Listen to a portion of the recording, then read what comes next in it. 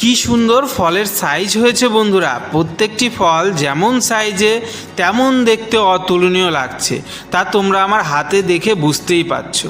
নমস্কার বন্ধুরা, এই সেই আমার ছাদের ড্রাগন গাছের ড্রাগন ফল, যে ফলগুলি কিন্তু পেকে সম্পূর্ণ লাল টকটকে হয়ে আছে।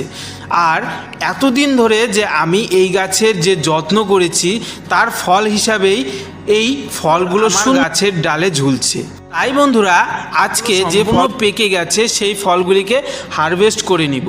আর এই কয়েকটি গাছ থেকে কতগুলো ফল হারভেস্ট করছি তা কিন্তু দেখার বিষয়। যে ফলগুলো পেকে আছে সেগুলো আমি একে একে হারভেস্ট করতে শুরু করে দিয়েছি। দেখতেই পাচ্ছ, কাটার দিয়ে সুন্দর করে আমি এইগুলোকে হারভেস্ট করে নিচ্ছি। আর যে ফলগুলো হারভেস্ট করছি দেখতেই পাচ্ছ যে যেমন সাইজের তেমন কিন্তু ওজনে। একটি ফল 300 থেকে 400 গ্রাম অনায়াসেই হয়ে গেছে। এইভাবে কিন্তু এরই মধ্যে বেশ কিছু ফল আমি হারভেস্ট করে নিয়েছি। আরও যে বাকি ফলগুলো আছে সেগুলো আমি হারভেস্ট করে নিচ্ছি।